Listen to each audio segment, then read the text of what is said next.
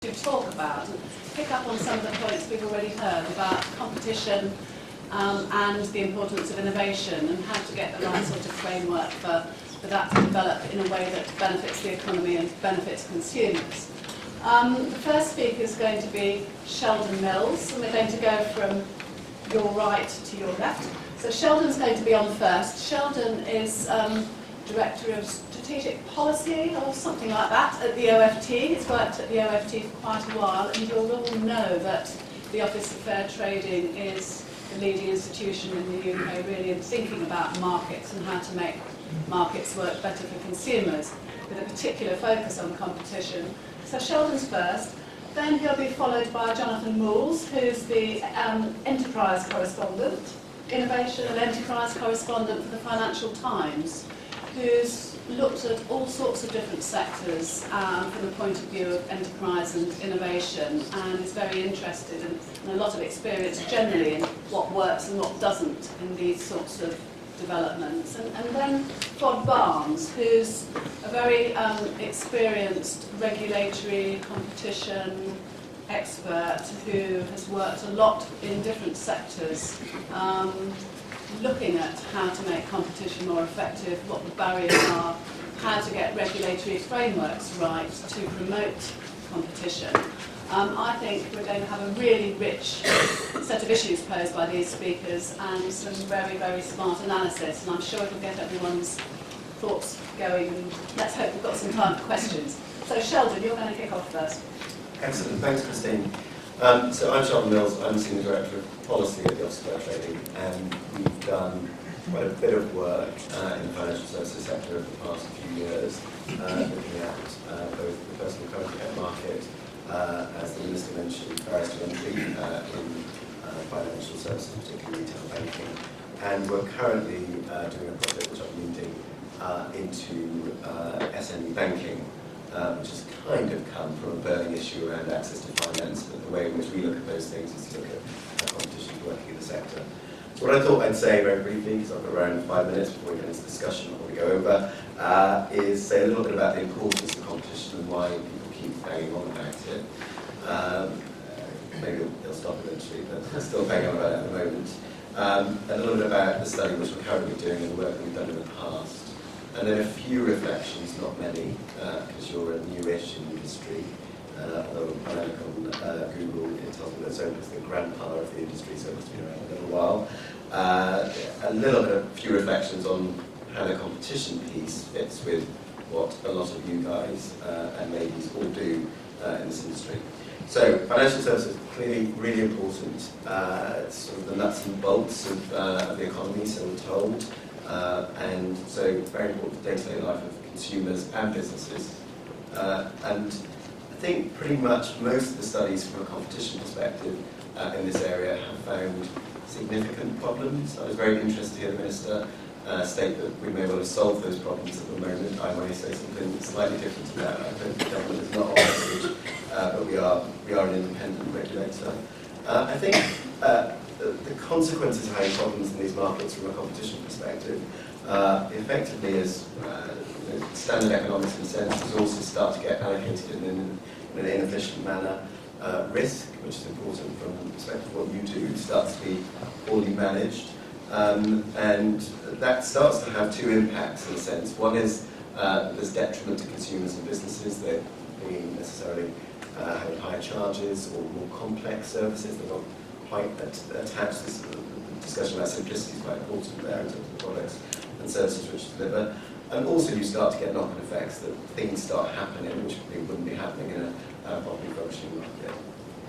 It's true that this sector is complex in a sense. The fact that I'm sitting here talking to this industry, which does things in a different way to the traditional banks, shows the complexity of the sector. But I think that shows the richness of how one can provide services, and from a competition one perspective, it's really exciting to see different ways of doing things coming along and sort of attacking the established way of doing things. So the sector's been looked at probably far too many times, but it keeps me in pay. And just focusing on some of the work that we've done in the area, the review of personal current accounts in 2013 effectively found that there were problems in terms of competition in real services and personal current accounts. But we paused it there because when we did our review of barriers to entry work, we found that, we did a deal with the banks, but we said that if you could get your act and house in order with the switching service, regulators could bring down authorisation requirements for new entrants, a variety of other things, the government could look at the payment system, and so on and so forth. If BIS can finally sort out the stuff on big data and sort out access to data and that sort of thing, then we might start to see a market without having solutions which might be perhaps more structural in nature, reversing all of the mergers which have been taking place over the past 10 years. I can't say much about how those events have taken place. Some of them are more recent than others.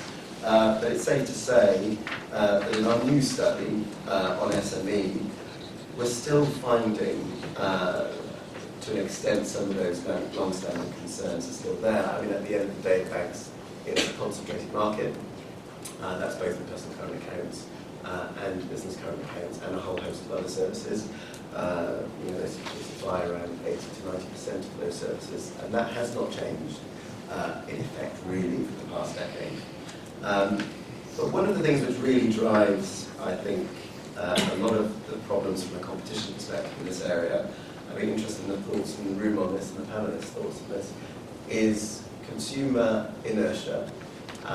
So a lack of consumer engagement with financial services. When we speak to businesses or individuals, and I've reflected on this myself personally, they don't switch very often, whether that's business current accounts or even loans actually.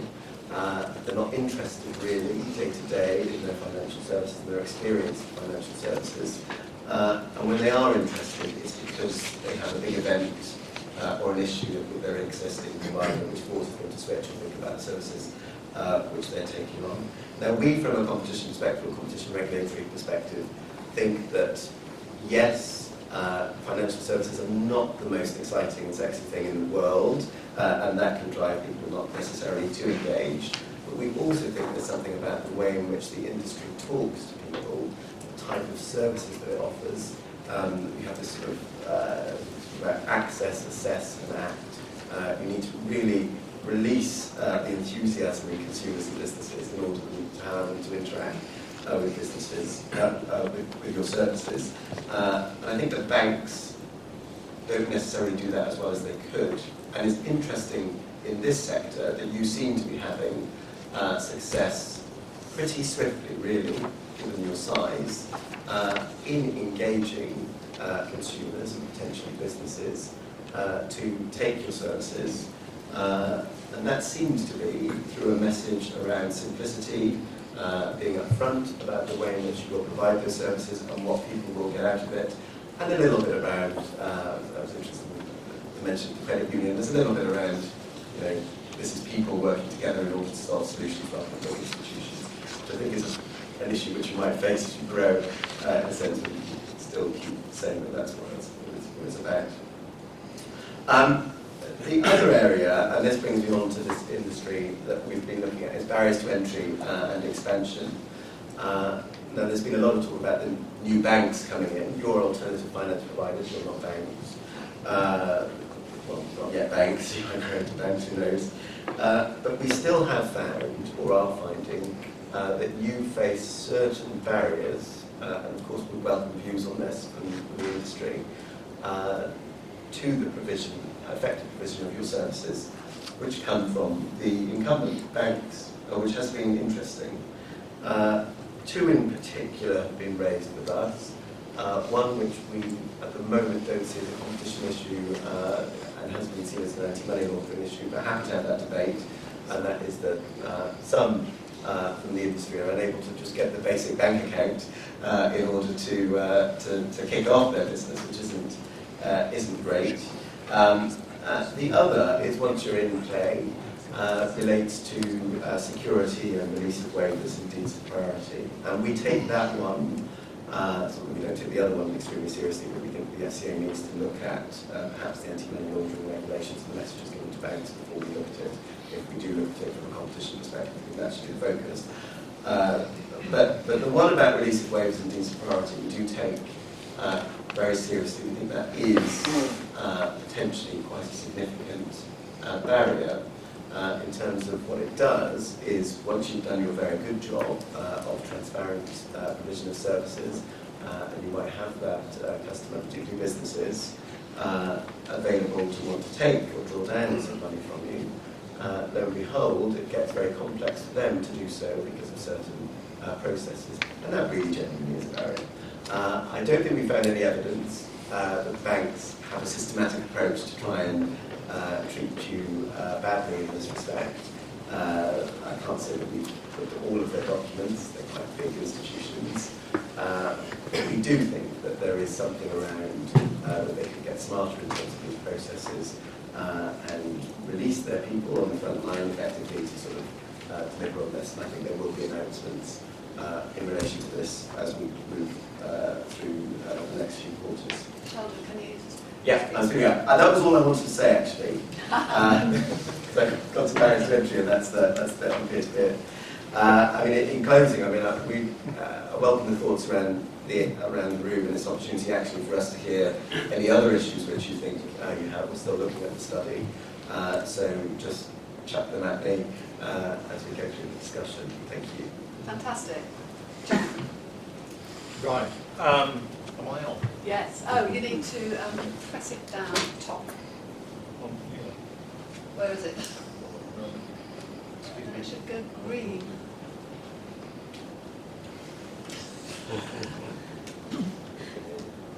There we are. Technology.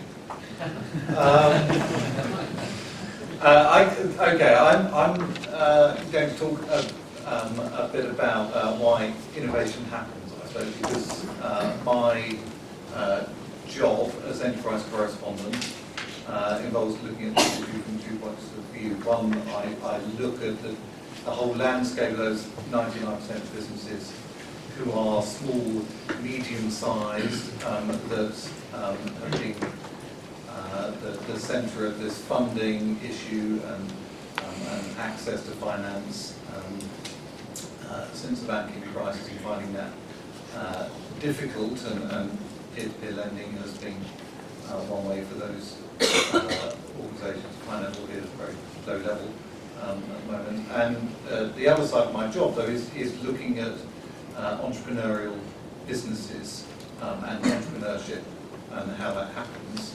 And so that is very relevant at this point, why we've seen this market develop in the UK. I think there are really 4 reasons for that happening here, and maybe not in or so much in some other places around the world. One is that we've got an opportunity here, as has been said before about the perfect storm that's happened. And as every entrepreneur will tell me, who I've talked about, there's no such thing as a problem, there's only an opportunity, and we've had the biggest opportunity in the history of capitalism in the last few years. Which is better, so that the banking industry has been in crisis, and that has created a chance for new ideas to come through. Entrepreneurship thrives in these moments as well, because people will lose jobs, good people who can then start up businesses, and we've seen that happen as well. And the second point is we do have a very healthy startup culture in the UK across all sorts of industries, but particularly in financial services. And so while the dinosaurs of banking have struggled, we've seen the new mammals emerge. It relies on support for founders, those people who have decided to go for it. We see that around with angel investors, with VC backers for these the new peer-to-peer lenders.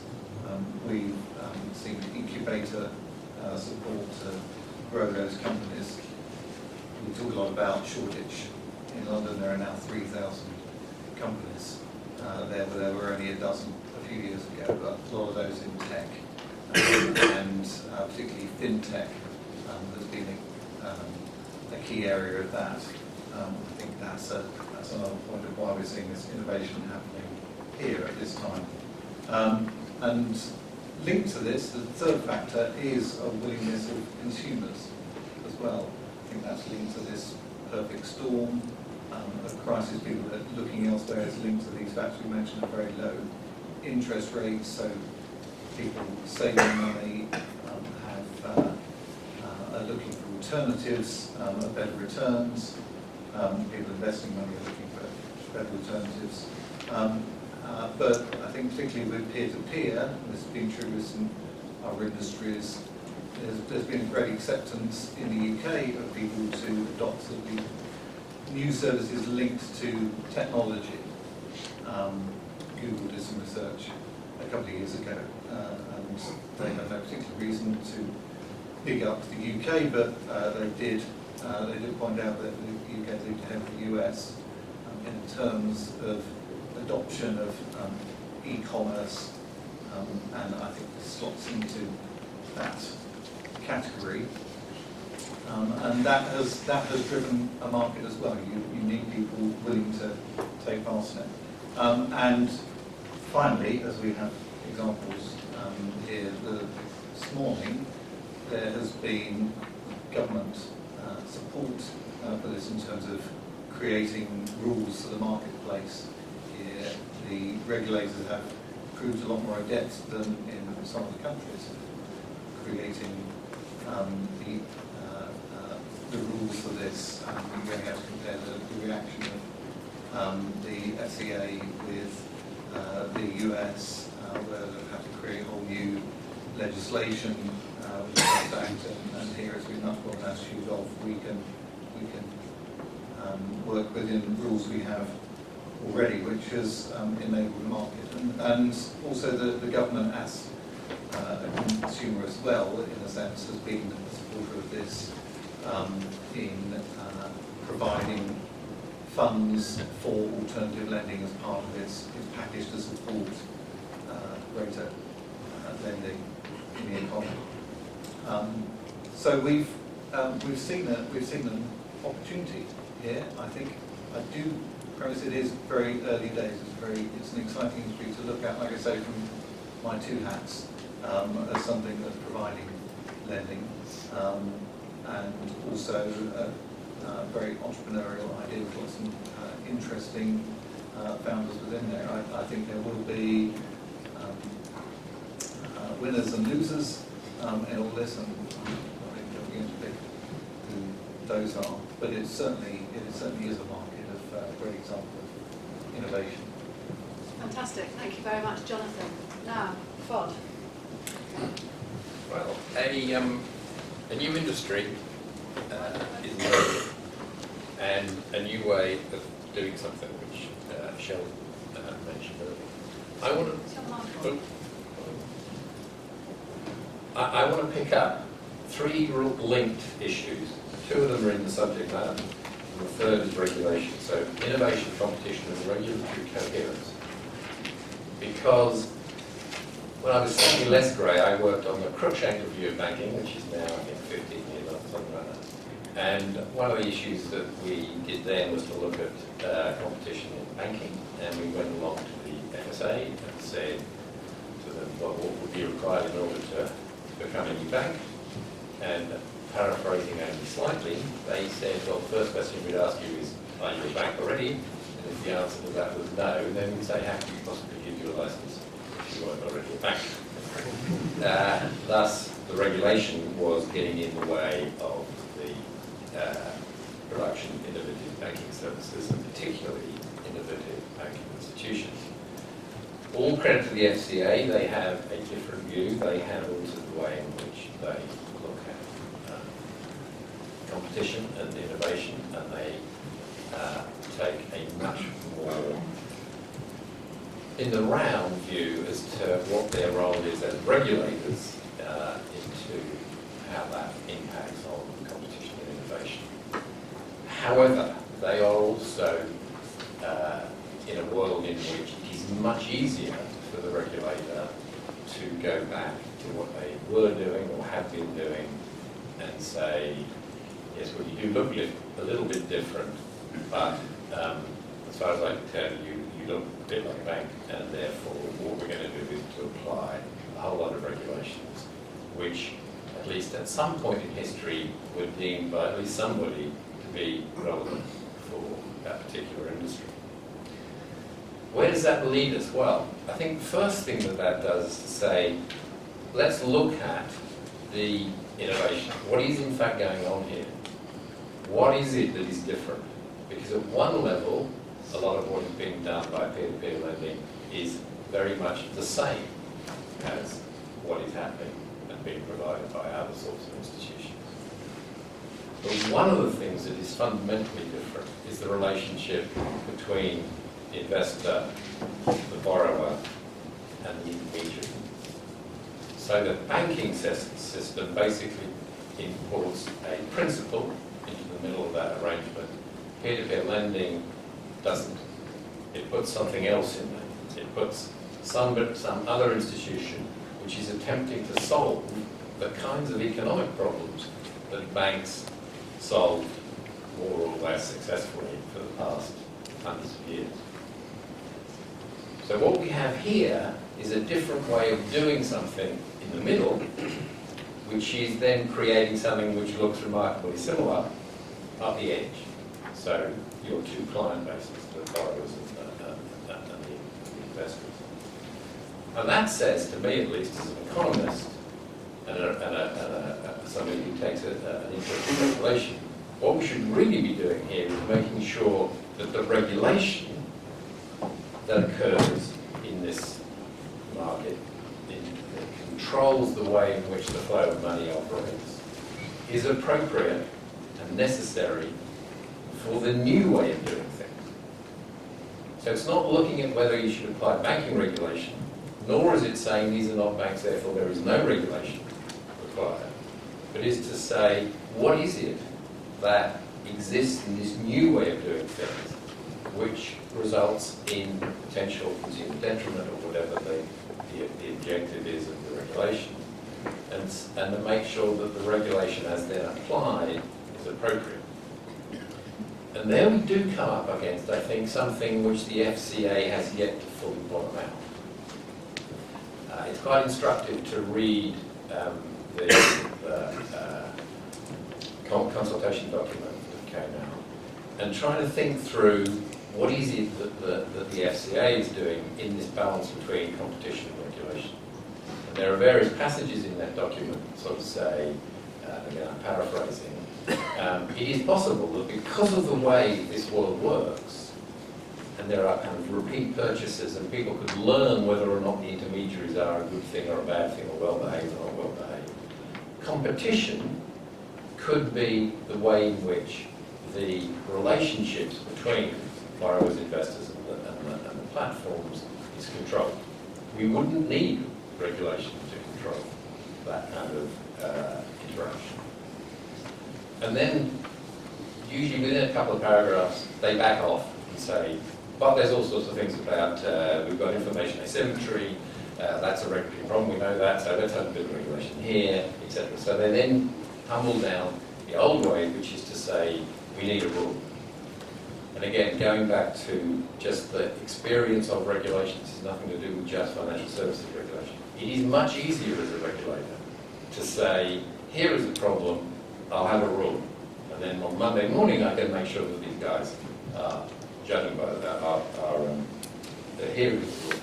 It is much harder to say, yes, there is a problem, but competition will, over time, sort it out. I don't need a rule. All I need to do is to make sure the competition works better. Because that doesn't happen on Monday. It's a bit messy. That's what competition is all about. Just make sure the minister is gone. It means that when the minister rings you up on Monday morning and says, what the hell have you done? It's hard to say, well, I've done something, but it won't actually manifest itself until after the next election, so you're not going to get the benefit of it. It's a bit tricky. So looking at this from an economic regulatory characteristic, what is it that needs to be done to make sure that the baby isn't strangled at birth? And my view on that is that an analysis which is neither the kind of commercial analysis in terms of are there products, are there customers out there, nor is it the what does this look like looking backwards, but the analysis that says here are the new, or here are the economic issues, the consumer protection issues, and the competitive dynamic issues, which apply to the new way of doing things, and make sure that the regulators, and I include the sort of tax regulators in that as well, but the regulators in the wider sense, the rules that apply to your operation and your customer's operation, match what you're doing the way you're doing it, and not match what somebody else did 100 years ago to produce something which was similar. Is that being done? No. That is the risk. That's the real risk here. Because in various other bits of regulation, it's much more obvious that the regulation is wrong. And we have a really good example from another bit of disruptive technology, which is to do with taxis. And if you want to see a really badly regulated industry, not so much in London, but everywhere else, particularly Paris, look at the taxi industry. Really, really badly regulated. Now, there's a disruptive technology that is coming in, and the response in France, I don't know why we pick on French all the time, the response in France has been to say, yeah, you can use this new technology, but if you use it, the taxi is not allowed to pick you up for at least half an hour. Now, what does this technology do? Well, it's the instantaneous identification of the nearest taxi. Okay, so here we go, regulation. And what's it there for? Well, consumer protection. Because in that half an hour, you could kind of make out, well, is that guy a really good driver? So you want to avoid that. And if you think about whose interests are being served, the regulator doesn't really like competition all that much because it's messy, because it doesn't act on Monday, and because they know a lot more about banks than they do about peer-to-peer lending. So you have to persuade them that they need to take risks themselves in terms of how they should regulate the new thing. There are big players out there who have an interest in them succeeding and not you succeeding. So that's where another big group. So how do you kind of overcome that? You have to be smarter. That's the trick. Employ somebody like Christine. But you have to employ you, actually. But you have to do the analysis from the public policy perspective. This is really hard for kind of the innovative industries, because they've got a lot to do the innovation. But in terms of how you engage the regulator, it's much easier to do it from the public policy perspective. So think about what they have to do, think about how that maps onto your industry, and suggest to them these are the right rules, so they have a solution. And that's much more powerful than saying, you've got it wrong, we're not banks. Well, thanks. I mean, I've let all of you take slightly more than your rare time, but Paul in particular, because I think this subject is just so dear to the hearts of many people in this room, and we are going to hear from the FCA later on this morning. I'm sure that sparked a lot of thoughts. Anyone got a question? Anna, microphone coming.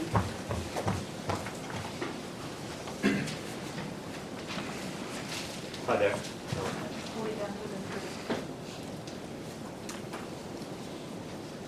Hello? It's a dud. Hello? Yeah. Hi, my name's Tucker. I'm CEO of Market Invoice. We channel about 125 million to businesses. We're disrupting the invoice finance space. Interesting, just to pick up on a few comments made by Sheldon, this whole barrier to getting customers to use us when they have pre-existing relationships. We could have done about 50% more through our platform were it not for that kind of fear of the unknown that SMEs get themselves into when they're looking at alternatives. So many, I think there was a lot of confusion in the beginning when all these platforms started back in 2010, earlier. Banks didn't know where we fitted in to the landscape. And the easiest thing for them to do was just drag their feet and not engage with the SMEs when SMEs were saying, actually, we want to use both the bank and an alternative finance provider. So I think it's quite interesting is that that's improved because I think there's greater awareness now about how we fit into the ecosystem. And that's going to be very useful going forward because I don't think one platform can just say they're going to do everything. Secondly, I think another really important point is awareness and trying to get to those businesses who are getting turned down by the banks or are not satisfied with how much they're getting from the bank. And is there a role there for the government or the OFT to kind of push greater awareness for people who are looking at alternatives? It's quite hard to navigate that if you're a small business owner. So just 2 observations. Thank you very much. I don't know. Let's keep taking a couple of questions. There's Bruce there, and then we'll take this gentleman here, and then perhaps the panel can respond to all the points. It was a question on this use of the word consumer. You've all used it. Do you think it's the right word, or do you think it just creates a world of vanilla products that we don't want to move because why would I want another flavour of vanilla? I've already got one. And actually we should be more talking about, with our money, acting more as citizens, people, voters, and therefore being more active in where our money is going and how it is used, rather than being seen essentially as the recipient of a service and the benefit being an interest rate. It is that narrow definition of the consumer the real problem in regulation. And actually, do we need to think about the purpose of these institutions as well as ultimately this idea that somehow we're just another form of, ultimately we're just another test case, we're just going to come along and be as good at the banks at being bad to consumers as they were. But actually what we should be doing is saying, actually, no, we're changing people's relationship with money and you need to regulate that because obviously we're going to create all sorts of new outcomes from that. Thanks, Bruce. Just hold that one if you could, panel, and we'll take the question here. Okay. I've got a loud voice anyway. My name's Robert Hartshorn, and I'm here as a business borrower, so I'm a customer, if you like. Just have a point I wanted to make, again, to Sheldon, which sort of picks up on the back of what Anil was saying. You mentioned that you were surprised, or there was a surprise that consumers did not switch loans, bank accounts. Well, as someone who has recently been through the process, I can tell you the thought of going through creating another sort of wad of paper that thick, cash flow projections, balance sheets, proposals, everything that goes with making an application, it's a lot of work. And I'm a small business, there's 4 of us in total.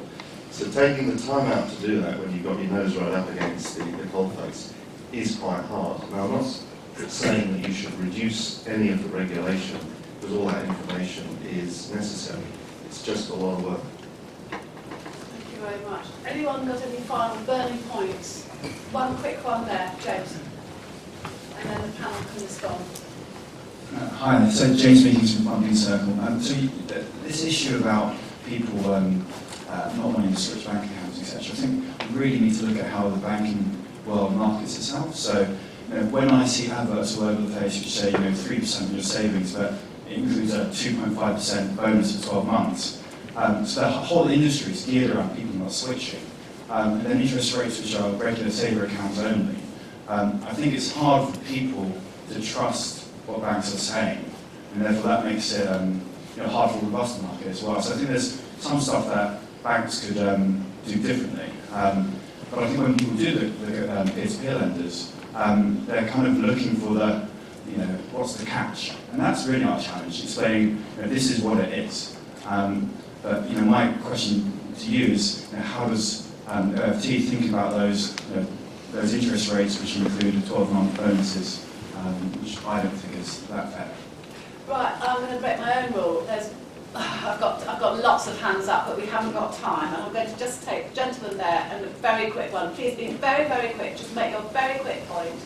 One at the back, one at the side here, and then the panel will have the final right of reply. And I'm sorry, sir, you'll have to come in on the next session. It's Jeff Merchant from Tyser. Just to say, first of all, we're big supporters of peer-to-peer lending. We think they're great. We think they should provide more competition to dynamite and open the barriers to entry that exist in the banking sector. So we're very supportive of it.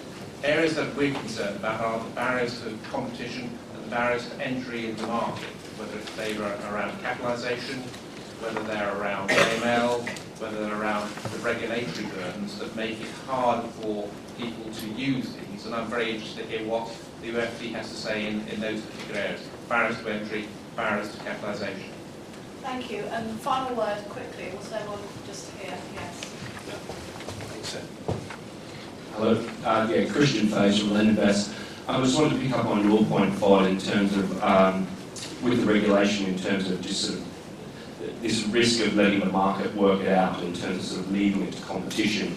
I think there's a number of risks. I'd be interested in your view on this, in terms of a lot of the platforms are lending across various different asset classes, and they're also lending on very different time durations. So sort of if an investor is lending on a 3 to 5 year duration, maybe a number of years until they sort of really realise, how good certain, the competition is.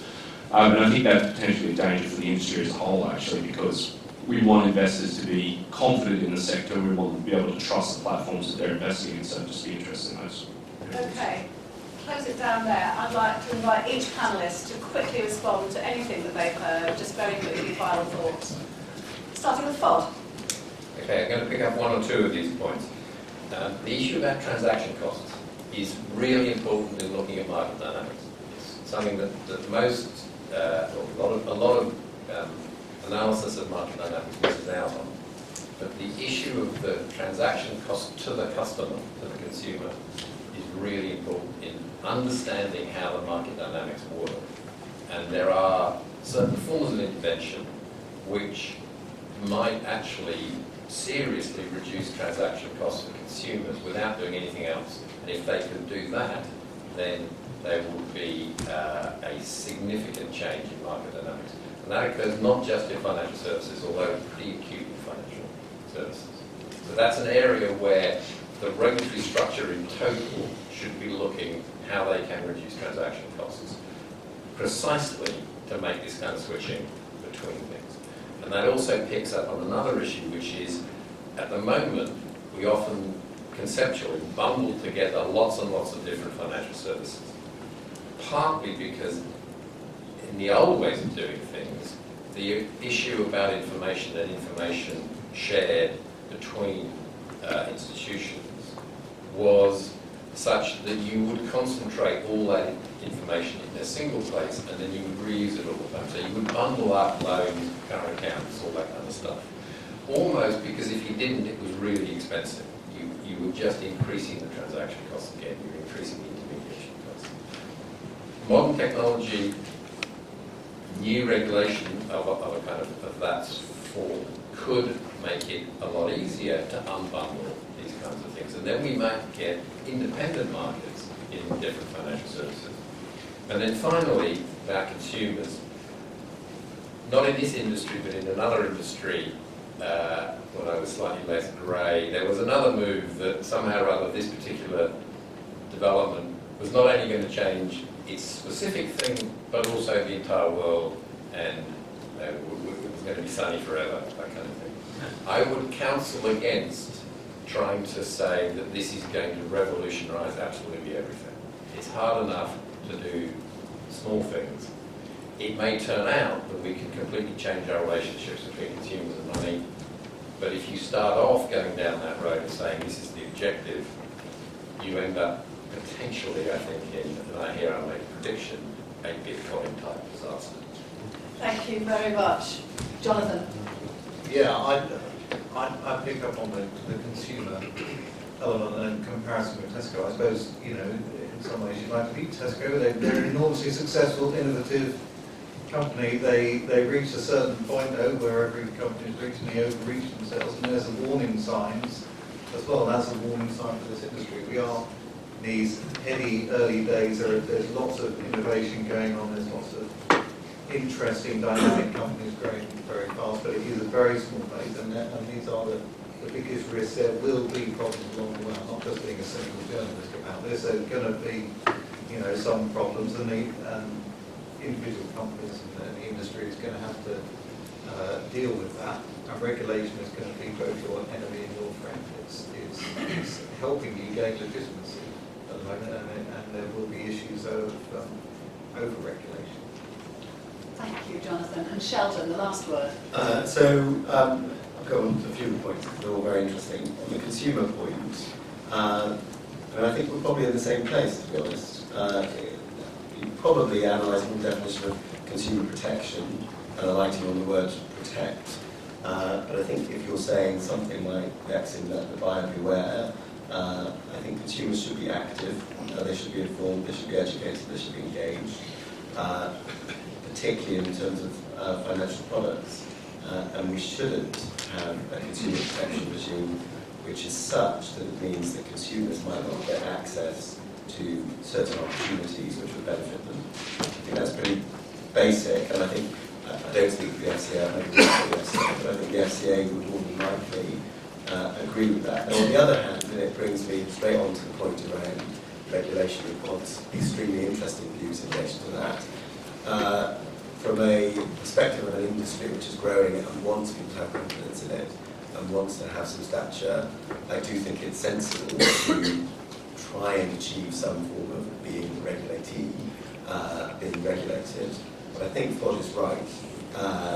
When I put my competition hat on, regulation can, and we've seen it, interfere in the growth of markets and the development of both new and established markets. So there is a sense that an industry which wants to be regulated has a very significant responsibility for itself and its own well-being to engage with that process and to allow the regulators to really understand the dynamics of how you work and how it differs from other industries.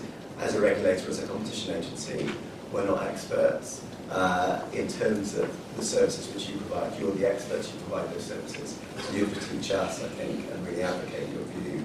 I know Christine and people are doing that. Finally, one thing on barriers to entry, we're still continuously engaged in terms of barriers to entry. That is where we start to front up as a competition agency against our colleagues, the regulators in a sense, because they bring forward many of the things which have that sweet spot, trying to get the right balance between regulation and competition. So I suppose we're on the end of sort of deregulation in a sense. We do believe that markets can work and can bring benefits to people without over-intervention. However, we do recognise completely that both consumers and businesses to a certain extent do need protection. Capitalisation is still an issue. It's not something which we consult with the UK. I don't think. Clearly, the Bank of England, Prudential Regulation Authority, can do things as best they can in relation to capitalisation requirements. It's an international European issue, so I think we have to be sensible about that debate in some senses. There's things that we can say, but power is diffused there, unfortunately. And as I said, we need to sort of reduce the way. I've said enough. There we go. Fantastic.